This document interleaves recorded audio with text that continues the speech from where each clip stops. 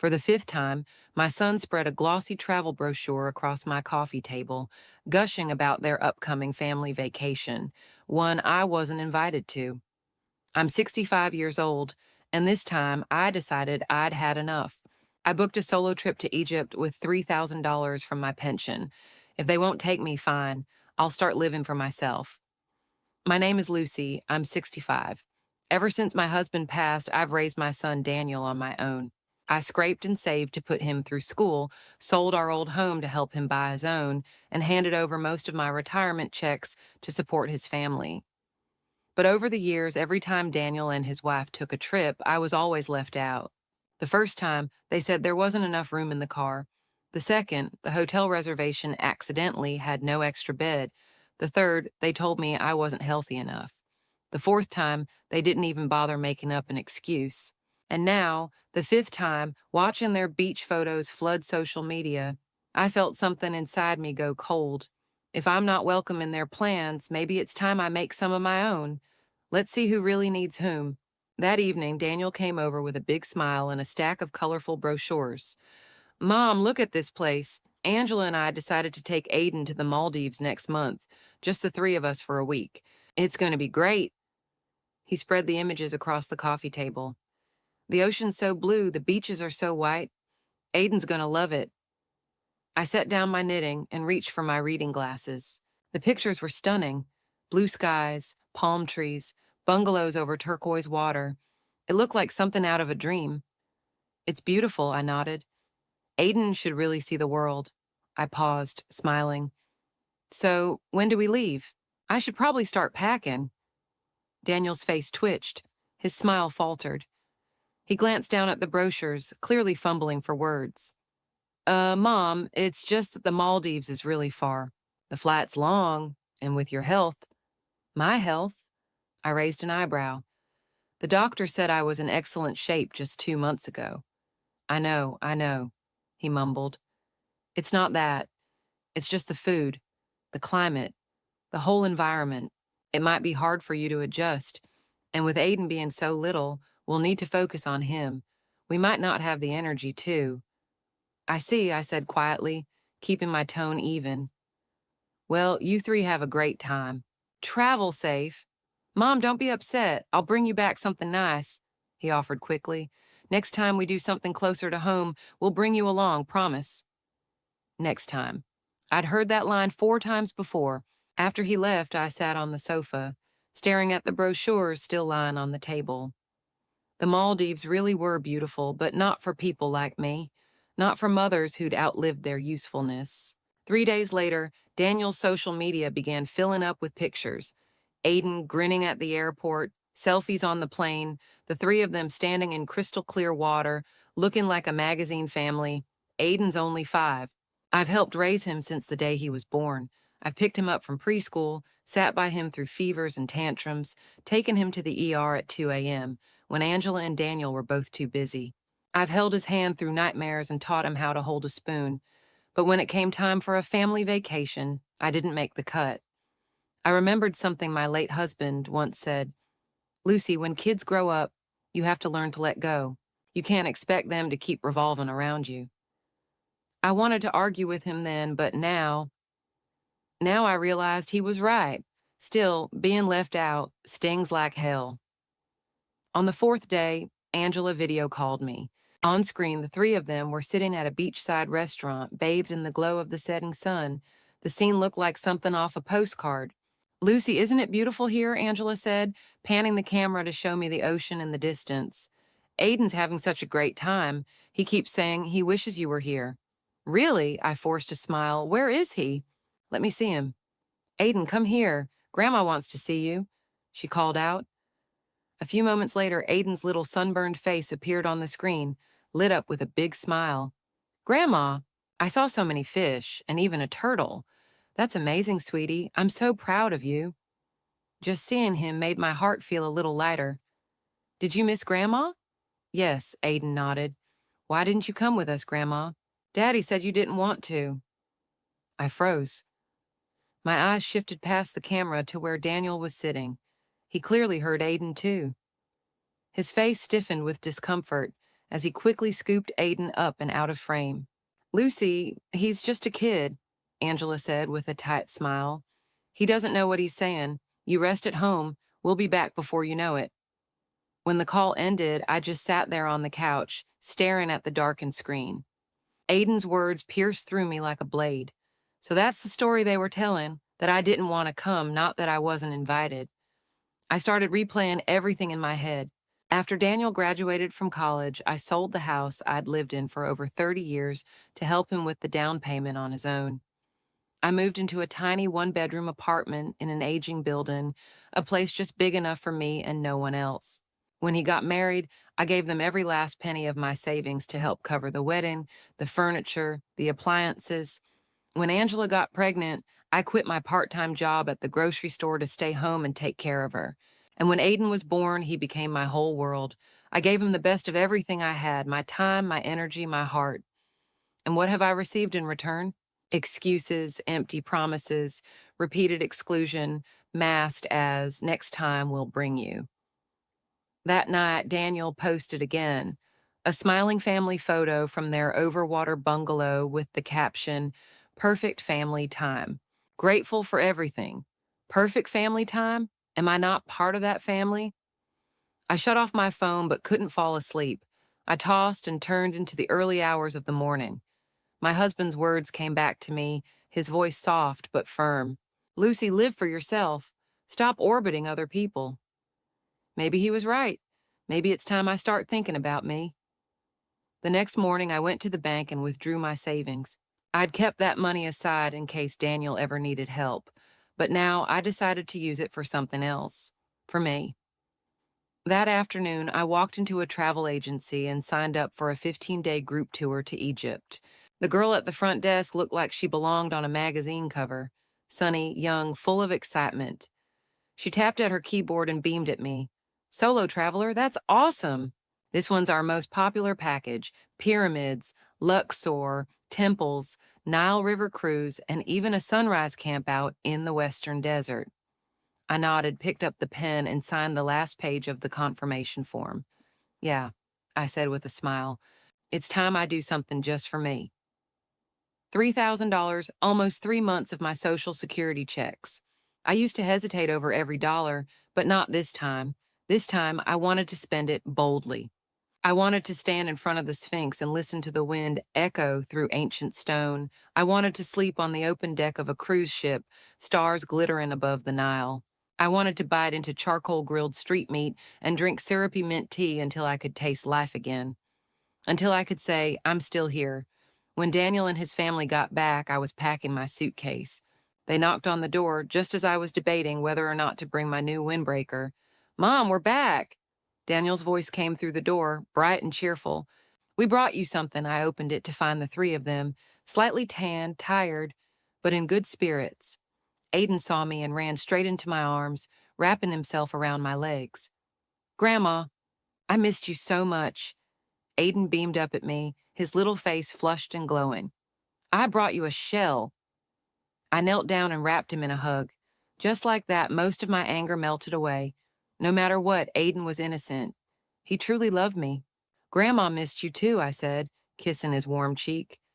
"Where's the shell?" He dug into his tiny backpack and pulled out a small box, opening it to reveal a handful of beautiful seashells. "I found these on the beach. The prettiest ones are for you."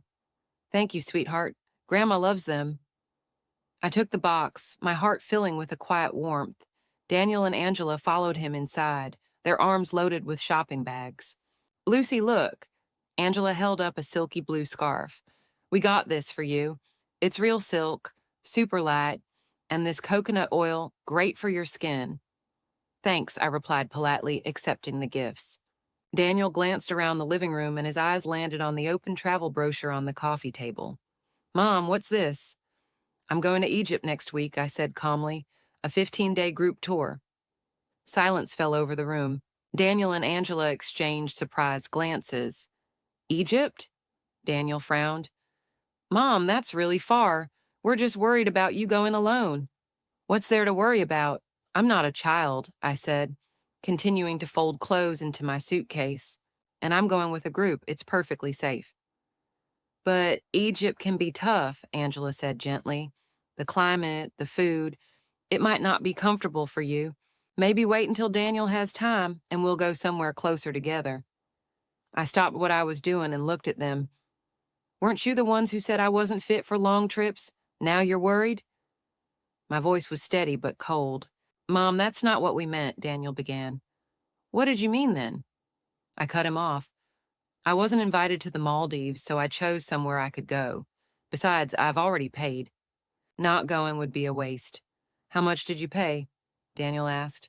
3,000. 3,000? Angela gasped. That's expensive. Why didn't you talk to us first? Talk to you about what? I snapped, my patience thinning. Spending my own money, did you talk to me before booking your trip? Daniel winced, understanding the weight behind my words. Mom, are you still upset with us? Why would I be upset? I let out a bitter laugh. You three are clearly the perfect little family. What does an outsider like me have to be upset about? Don't say that, Angela protested. You're not an outsider. Really? I looked them both in the eye. Let me remind you, Florida, no room in the car. Hawaii, hotel room got messed up. Japan, not healthy enough. France, you didn't even bother with a reason. And this time, you told Aiden I didn't want to go. Daniel's face turned red with shame. Mom, we didn't mean to. You didn't mean to? Then what did you mean? My voice rose. I sold my house to help you buy yours. I gave you my savings. I raised your son like he was my own. And after all that, I'm still not worth a damn spot on a plane? Aiden, startled by our raised voices, began to cry softly, hiding behind Angela's legs. Seeing him cry broke something in me. I softened my voice, lowering it. Forget it. It's done. You had your fun, and I'm going to have mine. Mom, Daniel tried again. There's nothing left to say, I waved him off. You should go. I've got packing to finish and shopping to do. They stood there for a moment, speechless. Then, silently, they turned and left, Aiden still clinging to Angela. After they left, I sat down on the couch, feeling a mix of emotions. Maybe I'd been a bit harsh earlier, but after holding everything in for so long, it had to come out sooner or later. That night, Daniel called. Mom, are you really going to Egypt? Of course, I already paid, I said firmly. When will you be back? His voice sounded a little off. 15 days, it's all in the itinerary. I raised an eyebrow. Why? No reason, he muttered. Then a pause. Aiden's going to miss you. He already does. He's been asking about you. That softened me for a moment, but I didn't back down. Well, I said, maybe it's time he learned what missing someone feels like. You said he's still a kid, right? Then let him understand Grandma can leave too. Mom, I need to sleep, I cut him off. Got an early morning tomorrow. I hung up and lay in bed, feelings swirling. Of course, I'd miss Aiden, but they needed to understand. I'm not their live-in help. I have a life too. The next day, I went shopping for the trip. Hiking boots, a wide-brimmed hat, a good thermos. The total came to nearly $1,000. The old me would have flinched at the price, but now spending on myself felt right. At the checkout, the young cashier looked up with curiosity. Planning a hiking trip, ma'am? Nope, I said, proud and smiling. Egypt. Solo. Wow, that's so cool, she grinned, giving me a thumbs up. I don't even dare travel alone yet. I walked out of that store with a little more spring in my step, being admired by someone young. It felt good. That evening, Angela texted me. Lucy, Daniel's been in a funk all day. He keeps blaming himself. We didn't mean to leave you out. We just didn't think it through.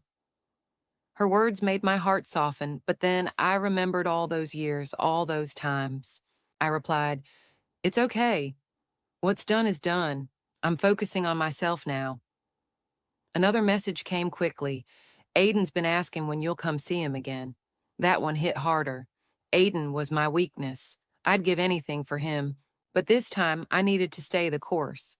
We'll talk after I get back from Egypt, I typed. The next few days were quiet.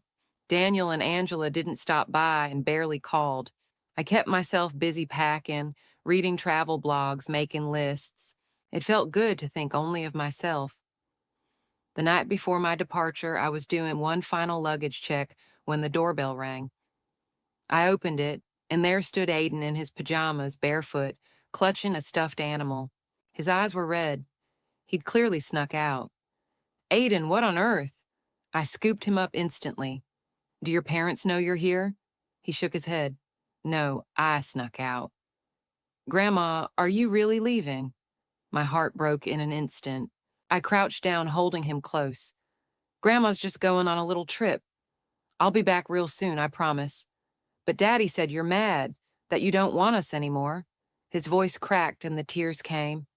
Grandma, I'll be good. I won't be naughty anymore. Please don't leave me. His sobs tore right through me.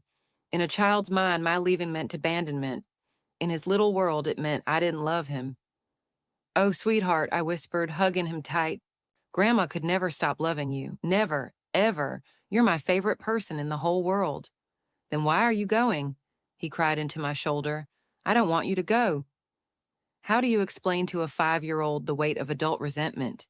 How do you tell him that love can still exist alongside hurt, that even grandmothers need to be included, to be seen? Before I could answer, I heard the pounding of footsteps outside. Daniel and Angela rushed in, both breathless, panic in their eyes. The moment they saw Aiden in my arms, they exhaled with relief. Aiden, you scared us to death, Daniel scolded, though worry outweighed any anger in his voice. I wanted to see Grandma. Aiden clung to me tightly. I don't want her to leave. Angela stepped forward, arms outstretched to take him, but Aiden pulled away. I'm not going home. I want to stay with Grandma. Watching him, my heart twisted. He was just a child, innocent and pure in his love for me, needing nothing more than to feel wanted. Aiden, I whispered, rubbing his back. Grandma promises I'll be back soon, okay? I'll even bring you presents, lots of them, and a really cool hat. Really, he sniffled, lifting his tear-filled eyes to mine. Really, when have I ever lied to you? I kissed his damp cheek. But right now, you need to go home and get some sleep. You've got preschool tomorrow. He hesitated but finally nodded. Daniel picked him up gently, ready to leave. At the door, Daniel turned to me. Mom, the truth is we did think about inviting you on those trips. Every time. It's just what? I asked. He looked down. I thought maybe your lifestyle just didn't match ours. I was worried you wouldn't enjoy it. I thought maybe you preferred peace and quiet. And did you ever ask me? I said, calmly but firmly. How would you know what I like if you never asked? Daniel had no reply. Forget it, I said, waving him off. It's the past. You should go. I've got an early morning. After they left, I sat alone in the living room, surrounded by my packed luggage. 1,000 thoughts ran through my mind. Maybe I was doing the right thing. Maybe, for once, it was time to live for myself. The next morning, I wheeled my suitcase into the hotel lobby where the tour group was gathering.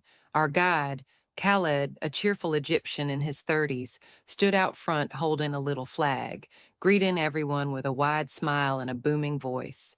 Welcome to Egypt, my friends. Over the next 15 days, we'll explore this ancient and magical land together. From the pyramids to the Valley of the Kings, from Nile cruises to the temples of Abu Simbel, this journey will be unforgettable. There were 18 of us total. Most were middle-aged or older like me. A few younger couples were tagging along, one of them clearly on their honeymoon. I took a window seat on the bus, watching the busy streets of Cairo fade into the distance. The city buzzed with markets and traffic, and yet a strange calm settled over me. This was my first time traveling abroad alone. I felt both excited and nervous. My phone buzzed. A text from Daniel. Mom, be safe. Let us know if you need anything. I simply replied, okay. Then I switched the phone to airplane mode. For this trip, I didn't want any interruptions. We landed in Luxor at 3 p.m. The air was warm and dry, laced with the golden scent of desert sun, nothing like the damp chill of the East Coast. That night, we stayed in an old hotel along the Nile. My room had wooden shutters and old colonial charm. I filmed a short video and sent it to Aiden, telling him Grandma had made it to Egypt safe and sound. Not long after, Daniel replied with a clip. Aiden stood in the kitchen, hair tousled from sleep, saying, "Grandma, be safe. I'm waiting for you to come back." My eyes welled up. That boy, no matter what, he was still the anchor of my heart. The next day, our real adventure began. First stop, Karnak Temple. The colossal stone columns loomed like ancient guardians bathing in sunlight, casting shadows as timeless as history itself. I snapped photo after photo and posted them to my social media. Then the comments rolled in. Carol from down the hall. "Lucy, you're amazing. So brave to travel solo." Old coworkers chimed in. "You look fantastic. You're glowing, Lucy." Their words lifted something in me. It felt good, no, it felt right, to be seen not just as someone's mom or grandma, but as a person in her own right. Daniel and Angela, though? Not a single like, no comment, not even a view. It stung a little, but then I looked up at the intricate carvings over 3,000 years old, at the golden dust settling over the Nile, and let that pain dissolve into the ancient breeze. On the third day, we set out for Aswan, stopping midway at a traditional Nubian village. It was my first time experiencing daily life so far removed from my own, flatbreads baking over open coals, hand-dyeing fabrics in vibrant colors, families raising camels, and children dancing around us singing songs I couldn't understand.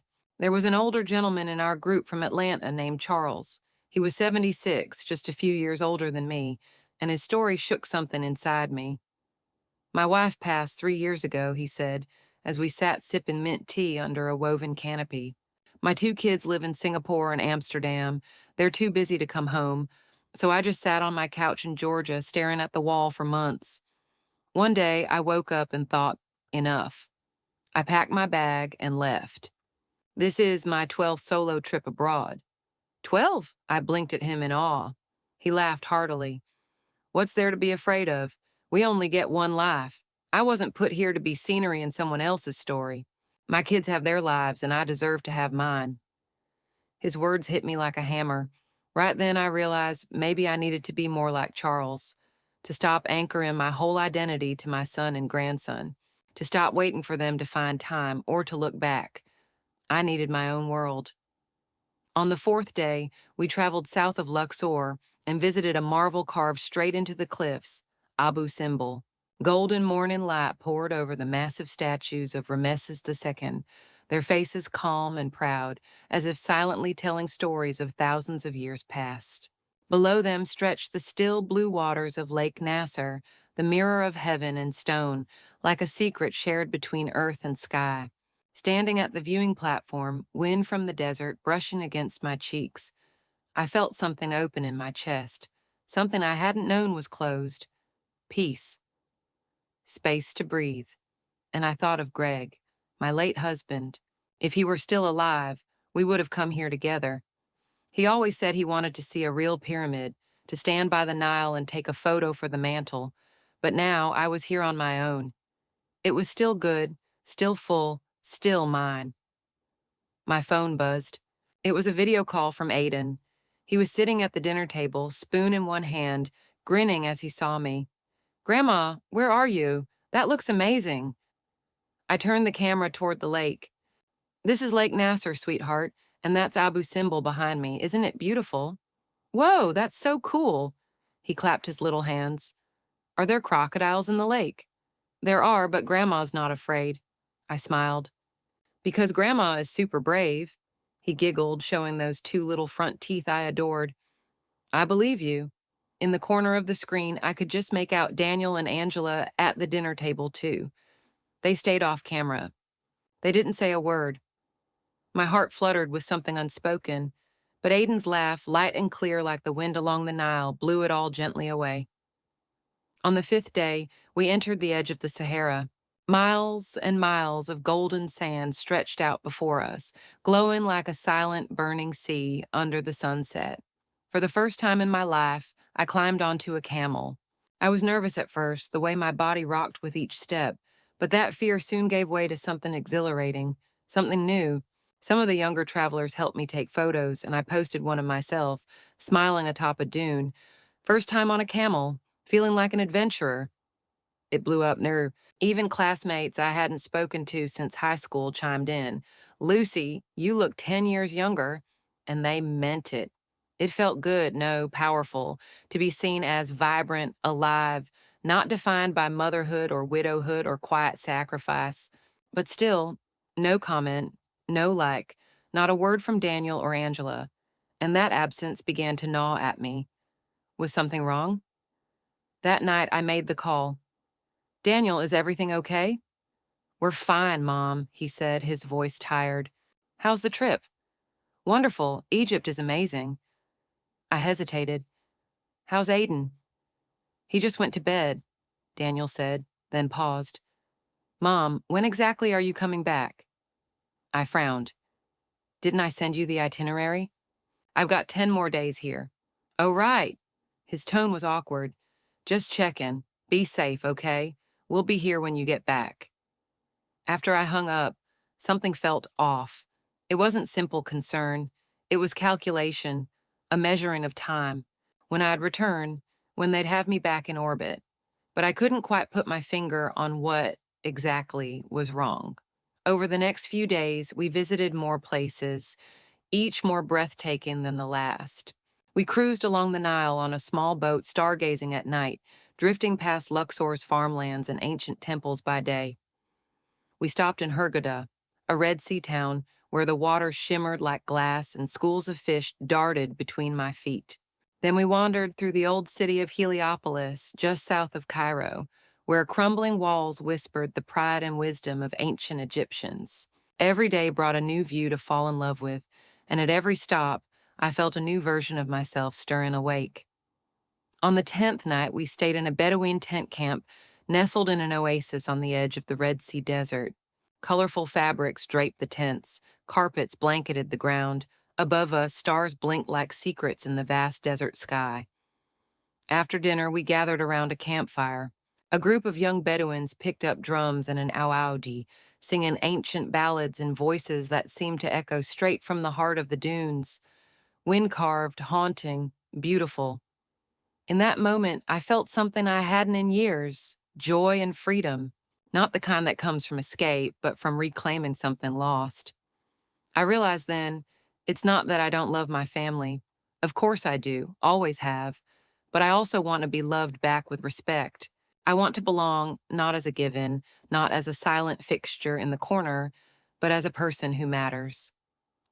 On the 11th day, we visited the Valley of the Kings, across the river from Luxor. There, beneath the blazing sun, lie the tombs of pharaohs long gone. Inside, dim lights illuminated murals that had survived thousands of years.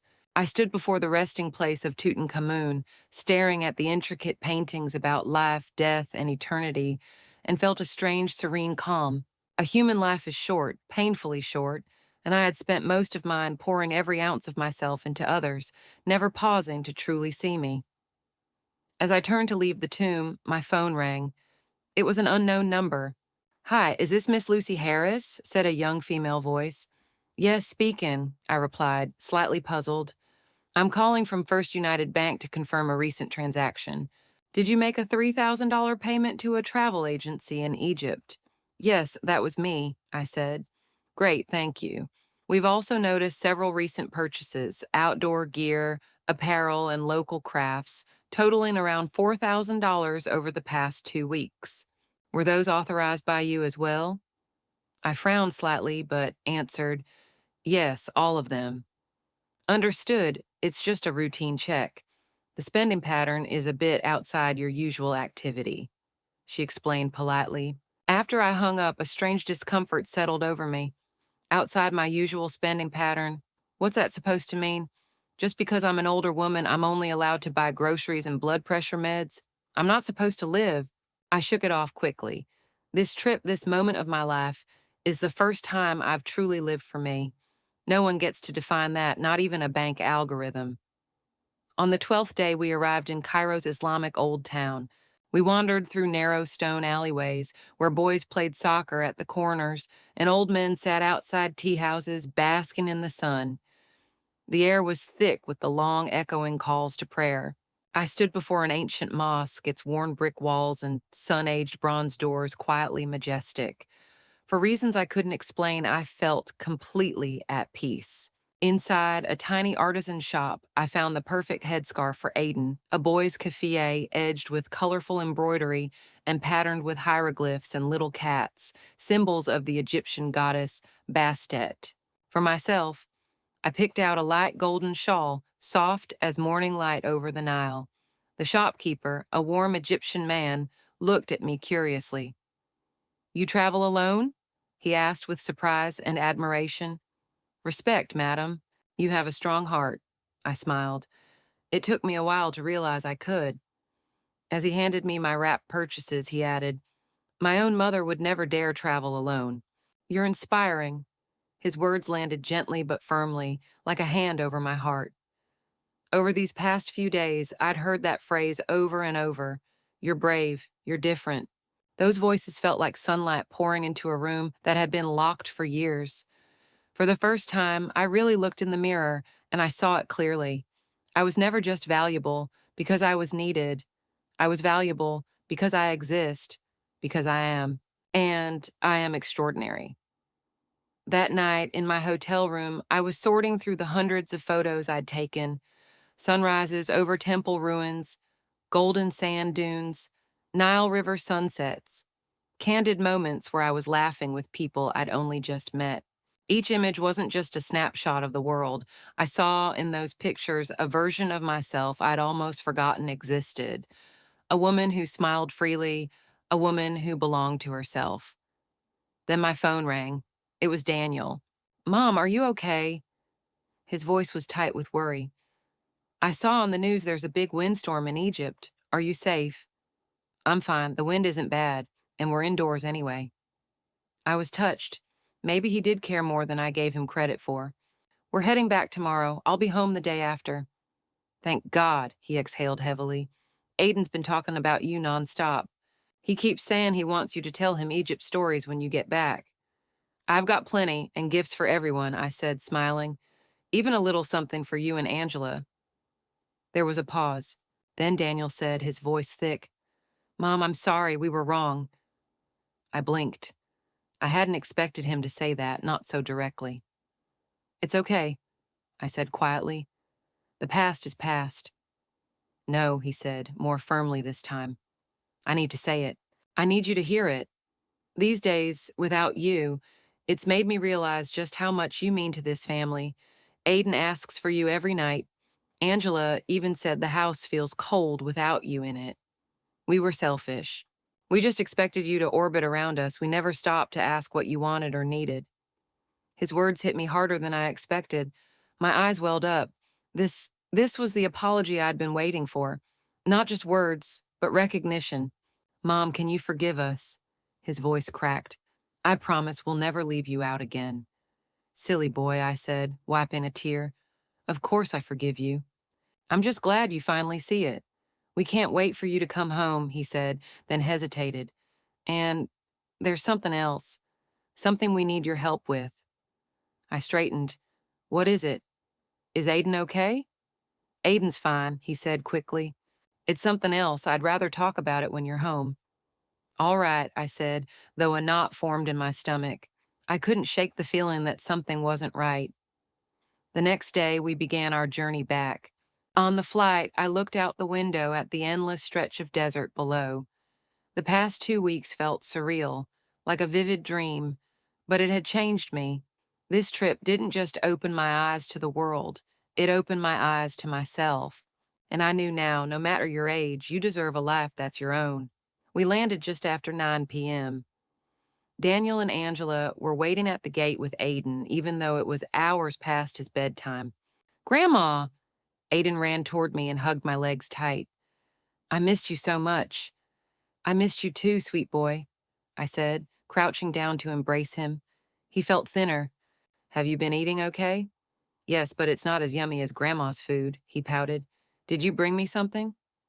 I laughed and pulled out the little gift bag from my suitcase. "Look, a hat from Egypt. You're going to look just like a little pharaoh." He grabbed the colorful headpiece and ran to the mirror, spinning in circles. "It's perfect. Thank you, Grandma.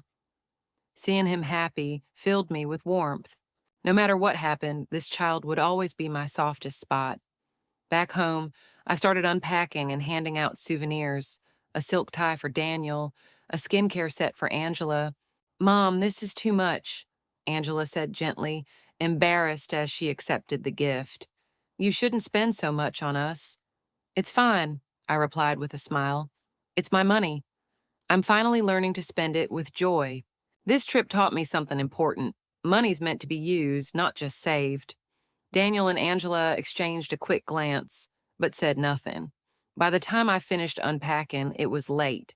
Aiden was dozing off in Angela's arms, and she took him home to put him to bed. Daniel stayed behind. There's something I need to talk to you about, he said, his tone shifting. Mom, how was the trip? Daniel sat on the couch, looking a little uneasy, his fingers fidgeting with the hem of his sleeve. It was amazing, I said, handing him a glass of water. Egypt is beautiful. The people are kind. I really needed this trip.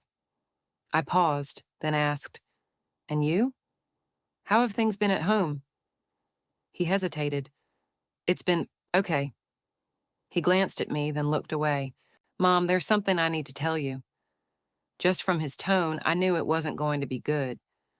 What is it, Daniel? Don't dance around it. He took a deep breath. I got laid off last month. What? I stared at him in disbelief. Why didn't you tell me earlier? I didn't want to worry you, and I thought I'd find something quickly, he said, lowering his head. But I've sent out a ton of resumes. No one's called back. And now the mortgage is breathing down our necks. He didn't need to finish. I understood. A $2,000 mortgage payment is no joke for someone unemployed. What about Angela? How's her job? She's still working, but her income barely covers the basics, Daniel said quietly. We're falling behind. Mom, I know it's awful timing, but you need money, I said flatly. No, I mean, he waved his hands. Just to borrow a little, just until I'm back on my feet. I swear I'll pay it back. I didn't answer right away. I studied him. The son I raised. His face was drawn, eyes shadowed with stress. Clearly, the weight of everything was crushing him. When exactly did you get laid off? I asked. Middle of last month, just after we got back from the Maldives, he admitted. And you didn't think to tell me then? My voice hardened. If I hadn't gone traveling, would you still be hiding it from me? I wanted to fix it myself, he looked ashamed. I didn't want to burden you. Not burden me, I scoffed. How much did that Maldives trip cost you? His face flushed. $10,000. 10,000? My voice rose. You were already about to lose your job, and you still spent that much. We booked it before I was laid off. It was non-refundable, he said quickly, and I really thought I'd land something right away. So you were willing to spend $10,000 on a beach vacation, but couldn't spare one extra ticket for me? The anger boiled back up. And now that the money's gone, now that the bills are choking you, you remember your mother exists. No, it's not like that. Daniel tried to speak, but I cut him off. Then what is it? I stood up, pacing. When you're flush with cash, I'm invisible. But when you're broke, suddenly I'm the bank. Mom, please don't say that. Daniel's voice cracked. His eyes were wet. I know we messed up, but I'm out of options. If we miss more payments, we could lose the house. I looked at him, really looked. He wasn't lying. He was scared, desperate, and he was still my son.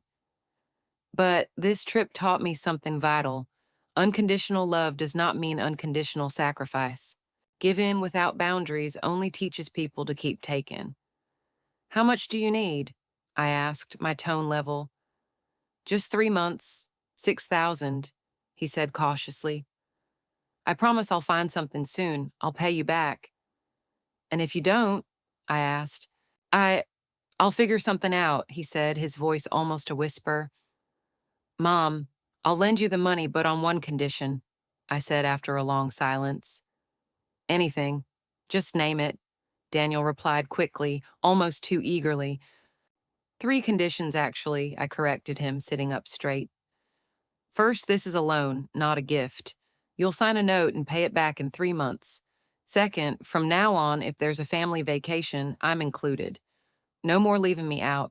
And third, when I come to your house for dinner, I don't want to feel like a guest in my own family. Daniel blinked, caught off guard. Then, slowly, he nodded. Yes, I agree to all of that, Mom. I'm so sorry. We were wrong, truly. Realizing your mistake is the first step, I said, my voice softening a little. But after this, I want you to treat me like I'm part of the family, not just someone who disappears until you need something. Mom, you are the most important part of our family, he said, voice shaken. I swear I'll never make you feel left out again. Looking at him, raw and honest, I believed he meant it. Sometimes it takes hitting rock bottom to finally see what truly matters.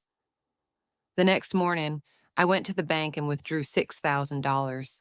I gave him an extra $2,000 as a safety cushion. Daniel signed a handwritten loan note, promising to repay it with interest in 3 months. Thank you, Mom. Daniel took the envelope with tears in his eyes. I won't let you down, I promise. Focus on getting back on your feet, I said, patting his shoulder. But remember the promises you made. I will, he said solemnly. In the days that followed, I could feel the change. Angela started inviting me over for dinner regularly. Daniel would call just to check in or talk about work leads.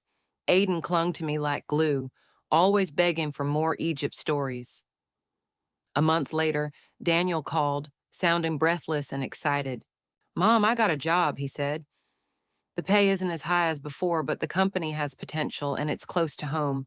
I'll finally have more time with you and Aiden. That's great news, sweetheart. What matters most is stability. Everything else will come. Mom, I want to start repaying you right away, he said. I know it's early, but I don't want to keep the debt hanging over us. There's no rush, just make sure you're okay first, I said. You've been through a lot. Focus on rebuilding. 2 months later, I received a transfer for $6,600. When I opened the message, I just sat there quietly, hand on my heart. It wasn't about the money. It was about the respect, the accountability, the shift I'd been waiting for. What moved me even more was what Daniel said next. Mom, he told me one night after dinner, we're planning a trip to Japan in the spring to see the cherry blossoms. And this time, we're starting with you. We're saving up for the best hotel. You're coming with us. I blinked. You really want me to come? Of course, Angela chimed in. You went to Egypt alone. We're not letting you fly across the globe solo again. Besides, Aiden said a trip without Grandma doesn't count. My eyes welled with tears. This was what I had hoped for. Not luxury, not repayment, just inclusion. Real heartfelt inclusion. 3 months later, they kept their word. The four of us stood under clouds of soft pink cherry blossoms in Kyoto. Aiden wore a little yukata and raced between the trees. We chased him, laughing, the sound echoing like wind chimes through the park. And in that moment, I knew every ounce of pain, every tear, every lonely dinner had all led me to this. This joy, this healing, this family. At a quiet temple tucked away behind a row of sakura trees, I made a wish. May my family stay whole. May my son and grandson stay healthy and kind. And may I continue to live bravely for me. When I got home, I printed 2 photo books, one for Egypt, one for Japan. Side by side, they told the story of 2 turning points in my life. Egypt was when I remembered who I was. Japan was when my family remembered me. Now, whenever friends say how lucky I am to have such a thoughtful son and daughter-in-law, I just smile and say, good relationships don't fall from the sky. They're built with effort, respect, and mutual understanding. From being excluded to being embraced, it took one bold journey to prove my worth. And my son, he had to lose control to learn to appreciate love. Sometimes standing your ground, not in anger but in truth, is the only way to be seen. Because real love should never be a one-way street.